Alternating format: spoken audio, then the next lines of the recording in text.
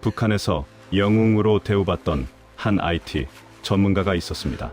그는 30년간 나라를 위해 일한다고 믿었지만 어느 날 자신이 만든 프로그램이 외국 병원 환자들을 죽음으로 내몰고 있다는 사실을 알게 되었습니다. 충격에 빠진 그는 60살이 넘은 나이에 86살 어머니까지 모시고 상상할 수 없는 결심을 하게 됩니다.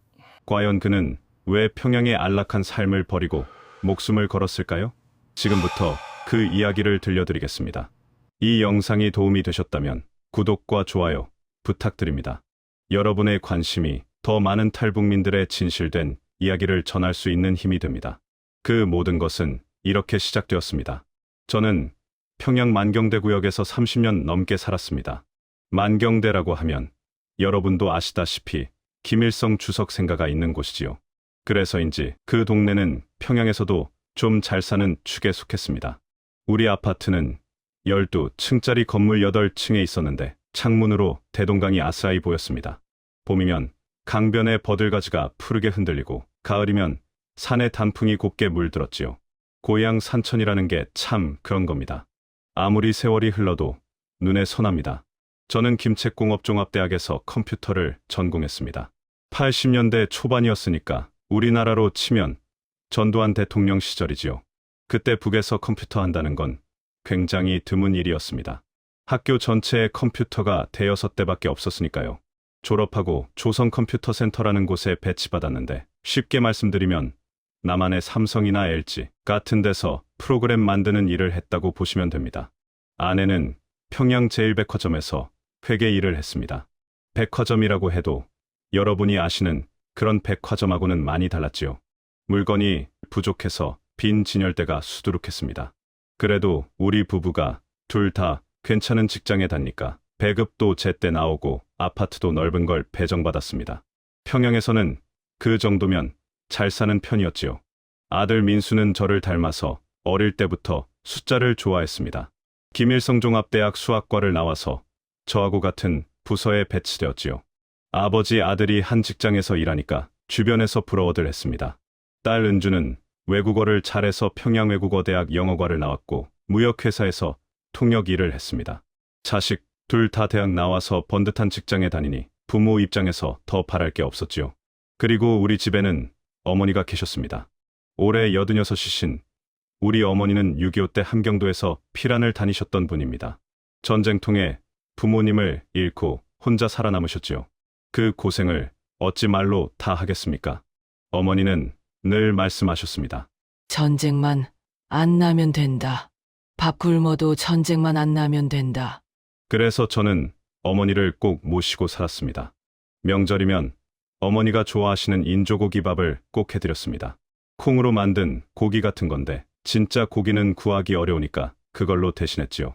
어머니는 그것도 맛있다고 드셨습니다. 이것도 어디냐, 전쟁 때는 풀뿌리도 못 구했다고 하시면서요. 당시 저는 체제를 의심하지 않았습니다. 아니, 의심할 생각조차 못했다는 게 맞겠지요. 어릴 때부터 김일성 주석님 은덕으로 산다고 배웠으니까요. 물고기가 물속에 있으면서 물이 뭔지 모르는 것처럼 저도 그 체제 안에서 그게 당연한 줄로만 알았습니다. 그렇게 20년, 30년이 흘렀습니다. 아이들이 자라서 어른이 되고 어머니는 흰머리가 늘어가셨습니다. 저는 그저 맡은 일 열심히 하고 가족 건사하면 되는 줄 알았습니다. 우리 가족은 운이 좋은 편이라고 이대로 살면 된다고 생각했습니다. 하지만 그건 제가 몰라서 그랬던 겁니다. 제가 하는 일의 진짜 모습을 저는 까맣게 몰랐던 겁니다. 제가 하는 일이 달라지기 시작한 건 2010년대 중반쯤이었습니다. 처음에 저는 그냥 프로그램을 만드는 사람이었습니다. 문서 작성하는 프로그램, 계산하는 프로그램, 그런 것들이요. 우리말로 된 컴퓨터 프로그램을 만드는 게 제 일이었지요. 그런데 어느 날부터 상부에서 이상한 지시가 내려오기 시작했습니다. 외국 컴퓨터 시스템에 들어가는 방법을 연구하라는 거였습니다. 쉽게 말씀드리면 남의 집 자물쇠를 몰래 여는 기술을 개발하라는 거지요. 저는 처음에 이게 나라를 지키는 일이라고 생각했습니다. 미제국주의자들이 우리를 위협하니까 우리도 그에 맞서 싸워야 한다고 배웠으니까요. 위에서 시키는 일이니 당연히 옳은 일이겠거니 했습니다. 그런데 2021년쯤이었을 겁니다. 제가 개발한 프로그램이 실제로 어디에 쓰이는지 알게 된 건요. 그날 저는 윗선에서 내려온 보고서를 우연히 보게 되었습니다. 거기에는 우리가 만든 프로그램으로 외국 병원 컴퓨터를 마비시켰다는 내용이 있었습니다. 병원이요, 병원. 아픈 사람들 치료하는 곳 말입니다. 컴퓨터가 마비되니까 환자 기록을 못 보고 응급 환자를 제대로 못 살렸다는 거였습니다. 그리고 그 병원에서 돈을 내야 컴퓨터를 풀어주겠다고 협박했다더군요. 저는 그걸 읽고 한동안 멍하니 앉아 있었습니다. 내가 밤잠 안 자고 만든 프로그램이 사람을 살리는 게 아니라 죽이는 데 쓰였구나. 우리 어머니 같은 늙은 환자, 우리 아이들 같은 어린 환자들한테 말입니다. 그뿐이 아니었습니다. 우리 부서에서 하는 일 중에는 가상화폐라는 걸 훔치는 것도 있었습니다. 가상화폐라는 건 요즘 젊은 사람들이 컴퓨터로 거래하는 돈 같은 건데 그걸 외국 사람들 계좌에서 빼내는 거였지요. 마치 남의 지갑에서 돈을 슬쩍하는 것처럼요. 저는 그때부터 밤잠을 이룰 수가 없었습니다. 아내한테는 차마 말을 못했습니다. 혼자 끙끙 앓았습니다. 아내가 당신 요즘 왜 그래요? 하고 물으면 일이 좀 바빠서 그래 하고 둘러댔습니다. 그런데 더 괴로운 건 따로 있었습니다. 바로 아들 민수 문제였지요. 민수가 저와 같은 부서에 배치된 게 처음에는 자랑스러웠습니다. 그런데 이제 보니 제가 아들을 범죄자로 만들고 있었던 겁니다. 아들은 아직 그게 뭔지 모르고 있었지요. 어머니는 제가 힘들어하는 걸 눈치채셨는지 어느 날 조용히 말씀하셨습니다. 철호야, 무슨 일 있니? 얼굴이 반쪽이 됐구나. 저는 아무 말도 못하고 어머니 손만 꼭 잡았습니다. 6.25 전쟁을 겪고 평생을 고생하신 어머니한테 차마 말씀드릴 수가 없었습니다. 당신 아들이 도둑질하는 프로그램을 만들고 있다고 어떻게 말씀드립니까? 그때 처음으로 생각했습니다. 이렇게 사는 게 맞는 건가? 나라에서 시키는 일이라고 다 옳은 건가? 물고기가 처음으로 물 바깥을 본 것처럼 저는 그제야 제가 어떤 물 속에 살고 있었는지 깨닫기 시작했습니다. 그렇게 괴로워하던 어느 날 아들 민수가 저한테 물었습니다. 아버지, 우리가 하는 일이 정말 맞는 겁니까? 2022년 가을이었습니다. 퇴근하고 집에 오는 길에 민수가 갑자기 그러더군요. 저는 심장이 덜컥 내려앉았습니다. 아, 이 아이도 알게 됐구나. 나처럼 밤잠 못 이루는 날이 시작됐구나. 민수는 조심스럽게 말을 이었습니다. 저도 이제 알 것 같아요. 우리가 만드는 프로그램이 어디에 쓰이는지. 그런데 아버지, 이게 나라를 위한 일이 맞습니까? 그냥 도둑질 아닙니까? 저는 아무 말도 못하고 아들 얼굴만 바라봤습니다. 그날 밤 저는 민수랑 대동강변을 걸었습니다. 사람들 귀를 피해서 아주 작은 소리로 이야기했지요. 북에서는 벽에도 귀가 있다고 어디서 누가 듣고 있을지 모르니까요. 저는 민수한테 솔직하게 말했습니다. 나도 이게 잘못된 일인 거. 그런데 우리가 어쩌겠니? 시키는 대로 안 하면 우리 가족이 다 죽는다. 민수는 한참 동안 아무 말이 없었습니다. 강물 소리만 찰랑찰랑 들렸지요. 그러다가 민수가 물었습니다. 아버지, 그럼 평생 이렇게 살아야 합니까? 그 무렵 상부에서는 더 큰 작전을 지시했습니다. 외국 은행 여러 곳을 동시에 공격하라는 거였습니다. 저는 그 작전에 참여하기가 싫었습니다. 하지만 거부할 수가 없었지요. 북에서 윗사람 지시를 거부하면 어떻게 되는지 여러분도 아시잖아요. 정치범 수용소로 끌려가는 겁니다. 나 혼자만 가는 게 아니라 3대가 다 끌려갑니다. 그런데 설상가상으로 딸 은주한테 문제가 생겼습니다. 은주가 한국 드라마를 몰래 보다가 들킬 뻔한 겁니다. 북에서는 남조선 영상물을 보면 큰일 납니다. 다행히 은주 직장 상사가 덮어주셨습니다. 하지만 저는 간담이 선을 했습니다. 만약 밝혀졌으면 은주는 노동단련대에 끌려갔을 겁니다. 아내는 그 일로 며칠을 울었습니다. 은주가 무슨 잘못이 있어서 드라마 좀 봤다고 사람을 잡아가? 어머니는 그 와중에도 가족 걱정을 하셨습니다. 요즘 집안 분위기가 왜 이러니? 다들 무슨 일 있는 거 아니야? 그때 저는 진심으로 생각했습니다. 이대로는 못 살겠다고. 자식들까지 이 늪에 빠뜨릴 수는 없었습니다. 민수는 이미 저처럼 범죄자가 되어가고 있었고 은주는 드라마 하나 봤다고 인생이 끝날 뻔했습니다. 이런 나라에서 이렇게 사는 게 과연 사는 겁니까? 저는 그때부터 다른 생각을 하기 시작했습니다. 여기를 벗어나야 한다. 이 늪에서 가족을 꺼내야 한다. 그런데 어떻게 60살 넘은 내가 84살 어머니를 모시고 어떻게 답이 보이지 않았습니다. 하지만 이대로는 안 된다는 것만은 확실했습니다. 결국 결심을 굳힌 건 2023년 봄이었습니다. 그해 3월에 우리 부서 동료 한 명이 잡혀갔습니다. 해킹 작전이 실패해서 외국에 들통났는데 그 책임을 물은 거지요. 그 동료는 저보다 10살 어린 사람이었는데 아내와 어린 자식 둘이 있었습니다. 하루아침에 온 가족이 어디론가 끌려갔습니다. 저는 그 소식을 듣고 며칠을 알았습니다. 다음은 내 차례일 수도 있겠구나. 아니, 내가 아니더라도 민수 차례일 수 있겠구나. 더 이상 미룰 수가 없었습니다. 저는 먼저 아내한테 말했습니다. 방 안에서 아주 작은 소리로 거의 입술만 움직이면서요. 여보, 나 할 말이 있어. 우리 여기서 나가야 해. 아내는 처음에 못 알아들었습니다. 나간다니 어디로요? 저는 아내 손을 꼭 잡고 말했습니다. 남조선으로. 아내 얼굴이 하얗게 질렸습니다. 한참 동안 아무 말도 못하더니 눈물을 뚝뚝 흘리면서 고개를 끄덕였습니다. 당신이 그렇게까지 말하는 거 보니까 정말 심각한 거구나. 알았어요. 당신 따라갈게요. 그 다음은 아들 민수였습니다. 민수는 이미 각오가 되어 있었습니다. 아버지, 저도 생각하고 있었어요. 여기서는 사람답게 못 살아요. 딸 은주도 마찬가지였습니다. 아버지, 저 무섭지 않아요. 같이 가요. 문제는 어머니였습니다. 85살 되신 어머니를 모시고 탈북을 한다.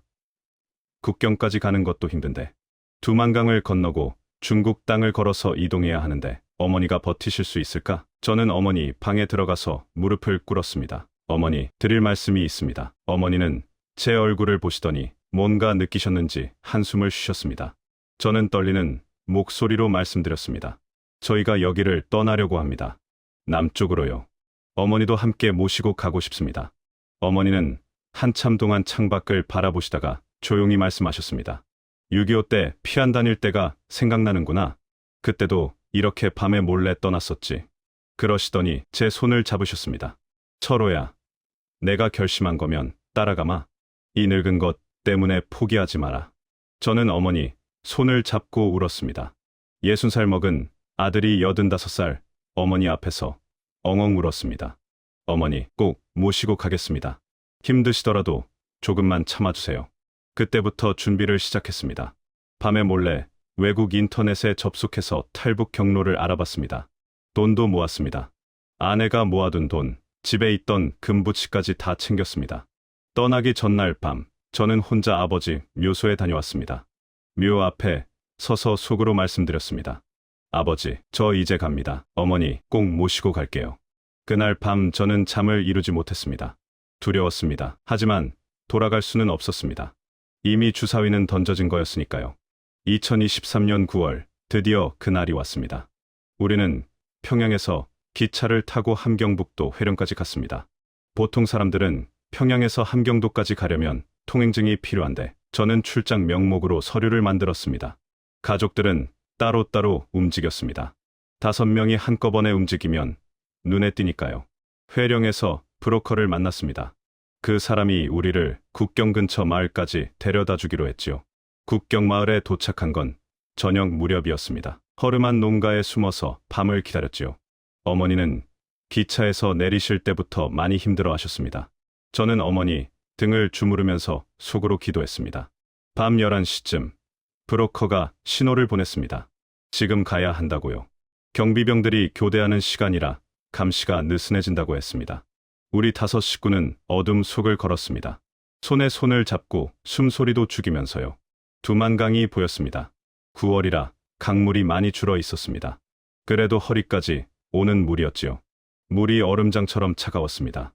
9월 말 북쪽 강물이 얼마나 찬지 여러분은 모르실 겁니다. 뼈가 시려서 다리가 안 움직일 정도였습니다. 민수가 어머니를 업었습니다. 35살 아들이 85살 할머니를 등에 업고 강을 건넜습니다. 어머니는 민수 등에 엎혀서 연신 미안하다, 미안하다 하셨습니다. 민수는 할머니, 말씀 마세요 하면서 이를 악물고 걸었지요. 저는 아내 손을 잡고 걸었습니다. 은주는 혼자 씩씩하게 걸었고요. 10분이 1시간 같았습니다. 발이 얼어서 감각이 없었지만 멈출 수가 없었습니다. 드디어 중국 땅에 발을 디뎠습니다. 강둑에 올라서는 순간 다리에 힘이 풀려서 주저앉았습니다. 우리 5 식구가 중국 땅 강둑에 앉아서 숨을 몰아쉬었습니다. 그때 어머니가 말씀하셨습니다. 철호야, 나 때문에 안 되겠다 싶으면 두고 가라. 이 늙은 것 때문에 애들이 잡히면 안 된다. 저는 그 말씀을 듣고 가슴이 찢어지는 것 같았습니다. 어머니가 손주들 걱정에 당신을 버리고 가라고 하시다니요. 저는 어머니 손을 꼭 잡았습니다. 어머니, 무슨 말씀이세요? 여기까지 왔는데 어머니 두고 어딜 갑니까? 같이 가는 겁니다. 민수가 옆에서 말했습니다. 할머니, 제가 끝까지 업고 갈게요. 은주도 어머니 손을 잡았습니다. 할머니, 우리 같이 가요. 어머니 눈에서 눈물이 흘렀습니다. 우리 5 식구가 부둥켜 안고 울었습니다. 북한 땅을 떠났습니다. 제가 태어나고 60년을 산 땅을 떠났습니다. 다시는 못 올지도 모르는 고향 땅이었습니다. 하지만 뒤를 돌아볼 시간이 없었습니다. 우리 앞에는 아직 긴 여정이 남아 있었습니다. 중국 땅을 밟았을 때 저는 이제 다 됐다고 생각했습니다. 하지만 그건 착각이었습니다. 진짜 고생은 그때부터 시작이었지요. 브로커가 우리를 데려간 곳은 중국 연변 지역의 조선족 마을이었습니다. 연변이라고 하면 우리말 쓰는 조선족들이 많이 사는 곳인데 그래도 탈북자를 숨겨주는 건 큰 위험을 감수하는 일이었습니다. 중국에서는 탈북자를 잡아서 북으로 돌려보내거든요. 우리를 받아준 분은 60이 넘은 조선족 할머니였습니다. 혼자 사시는 분이었는데 우리 사정을 듣고 측은하게 여기셨는지 방 하나를 내주셨지요. 같은 핏줄인데 어떻게 모른 척하겠어. 조심해서 지내. 그 할머니 은혜를 저는 평생 잊지 못할 겁니다. 5 식구가 방 하나에서 지냈습니다. 낮에는 밖에 나가지 못하고 방 안에만 있어야 했지요. 창문 커튼도 절대 열면 안 됐습니다. 어머니는 좁은 방에서 종일 누워 계셨습니다. 두만강 건너느라 무리하신 게 탈이 났는지 몸이 많이 안 좋아지셨거든요. 제일 무서운 건 공안 단속이었습니다. 중국 공안들이 불시에 집집마다 들이닥쳐서 탈북자가 있는지 확인하거든요. 그때마다 우리는 숨을 죽이고 벽장 안에 숨었습니다. 심장이 터질 것 같았지요. 더 힘든 건 기다림이었습니다. 한국으로 가려면 동남아시아를 거쳐야 하는데 그 루트를 만드는데 시간이 걸린다고 했습니다. 1달이 지나고 2달이 지나고 6달이 지나도 연락이 없었습니다. 돈이 떨어져 갔습니다. 저는 몰래 마을 농가에서 일을 했습니다. 새벽에 나가서 밭일을 하고 아침 전에 돌아왔지요. 60살 넘은 몸으로 새벽마다 밭을 매는 게 쉬운 일이 아니었습니다. 하지만 가족을 먹여 살려야 했으니까요. 민수도 일을 구했습니다. 마을에서 좀 떨어진 곳에 있는 공장에서 야간 노동을 했지요. 그래도 민수는 불평 한마디 없이 일했습니다. 아버지, 제가 젊으니까 제가 더 할게요. 은주는 어머니 곁에서 간호를 했습니다. 어머니가 기침을 심하게 하시는데 병원에 갈 수가 없었거든요. 아내는 변변한 반찬 없이 죽을 끓여서 가족들을 먹였습니다. 북에서 굴던 때보다는 낫잖아 하면서요. 10달이 지났습니다. 거의 1년을 그렇게 숨어 살았지요.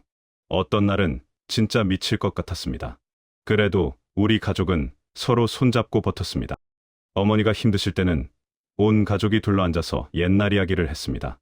어머니가 6.25 때 피안 다니던 이야기, 그러면 어머니가 조금 웃으셨거든요. 그러던 어느 날 드디어 브로커한테 연락이 왔습니다. 준비됐습니다. 이제 출발할 수 있어요. 저는 어머니를 바라봤습니다. 어머니는 조용히 고개를 끄덕이셨습니다. 가자. 여기서 이러다 죽으나 가다가 죽으나 매한가지다. 가는 게 낫다. 우리는 다시 짐을 쌌습니다. 마지막 여정을 위해서요. 2024년 여름, 우리는 드디어 중국을 떠났습니다. 한국으로 바로 갈 수는 없었습니다. 중국에서 한국으로 직접 가면 중국 정부가 가만히 있지 않거든요. 그래서 동남아시아를 거쳐서 가야 했습니다. 라오스를 지나 태국까지 가면 거기서 한국 대사관의 도움을 요청할 수 있다고 했지요. 먼저 중국 남쪽 윈난성까지 기차로 이동했습니다. 기차 안에서도 조마조마했습니다. 중국 공안이 신분증 검사를 하면 끝장이니까요. 다행히 검사는 없었습니다. 하지만 이틀 밤낮을 기차에서 보내는 동안 한숨도 못 잤지요. 라오스 국경을 넘을 때가 제일 무서웠습니다. 브로커가 데려다준 곳은 산속 오솔길이었습니다. 낮에는 숨어 있다가 밤에만 이동했습니다. 민수가 또 어머니를 업었습니다. 35살 손자가 86살 할머니를 업고 산을 넘었습니다. 그 산길이 얼마나 험했는지 여러분은 상상도 못하실 겁니다. 돌부리에 걸려 넘어지고 가시덤불에 긁히고 은주는 발이 부르터서 피가 났는데도 이를 악물고 걸었습니다. 어머니가 민수 등에서 자꾸 말씀하셨습니다. 민수야, 나 내려놔라. 너무 무겁지? 민수는 대답도 안 하고 그냥 걸었습니다. 나중에 보니까 민수 어깨가 까져서 피가 났더군요. 그래도 민수는 끝까지 어머니를 내려놓지 않았습니다. 방콕에 도착한 건 8월 말이었습니다. 중국 떠난 지 거의 한 달이 걸렸지요. 브로커가 우리를 한국 대사관 근처까지 데려다뒀습니다. 대사관 정문이 보이는 순간 다리가 풀렸습니다. 저기만 들어가면 된다. 저기만 들어가면 이 지옥 같은 도망이 끝난다.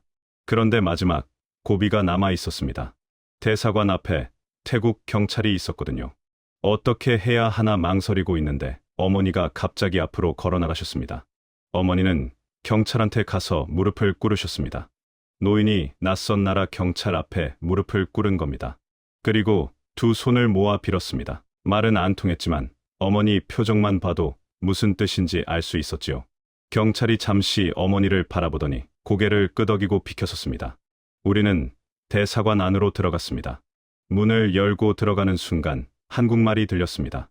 어서 오세요. 괜찮습니다. 이제 안전합니다. 저는 그 자리에 주저앉았습니다.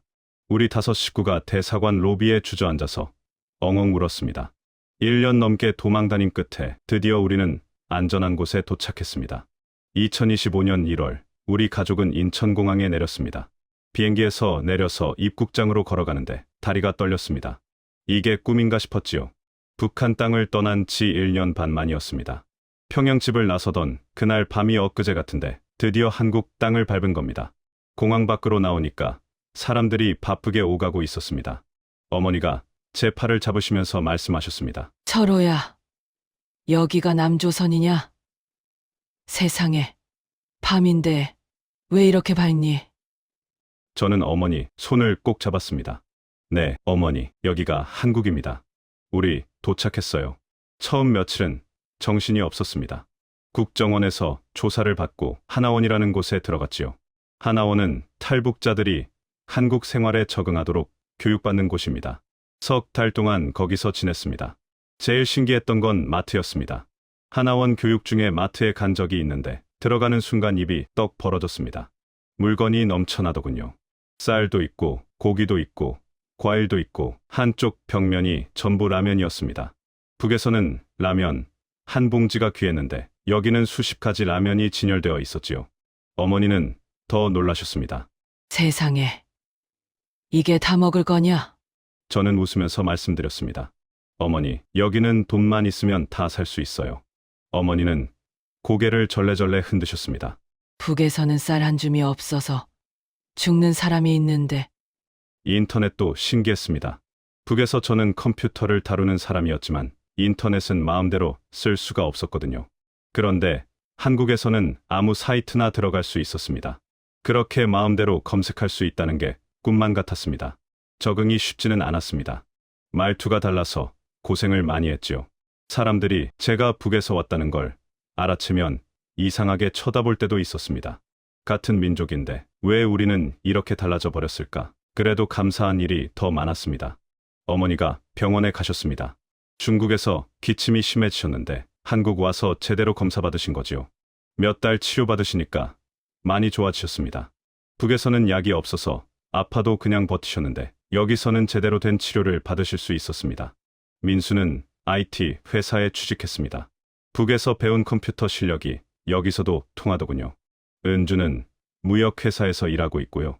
아이들이 제 앞가림을 하는 걸 보니까 부모 마음이 이렇게 뿌듯할 수가 없었습니다. 저는 요즘 북한 사이버 공격에 대해 알리는 일을 하고 있습니다. 제가 북에서 했던 일들, 그 실체를 세상에 알리는 거지요. 속죄 하는 마음으로 하고 있습니다. 제가 저지른 일에 대해 직접 사과드릴 수는 없지만 이런 일이 다시는 일어나지 않도록 돕는 게 제가 할 수 있는 일이라고 생각합니다. 가끔 밤에 잠이 안 올 때가 있습니다. 북에 두고 온 것들이 생각나거든요. 아버지 묘소, 30년 살던 집, 그리고 통일 생각을 합니다. 어머니가 가끔 말씀하십니다. 죽기 전에 통일되면 고향에 가보고 싶다. 어머니의 소원입니다. 저도 같은 소원입니다. 통일이 되면 아버지 묘소에 가서 절하고 싶습니다. 아버지, 저 잘 살고 있습니다. 어머니도 건강하십니다. 여러분, 자유는 정말 소중한 겁니다. 공기처럼 당연해서 모르실 수도 있지만 자유가 없으면 사람이 사람답게 못 삽니다. 저는 60평생을 자유 없이 살았습니다. 이제야 비로소 사람답게 사는 것 같습니다. 우리 가족 5명이 한 명도 빠짐없이 여기까지 왔습니다. 그게 저한테는 기적입니다. 아직 북에 계신 분들, 언젠가 꼭 자유를 찾으시길 기도합니다. 감사합니다.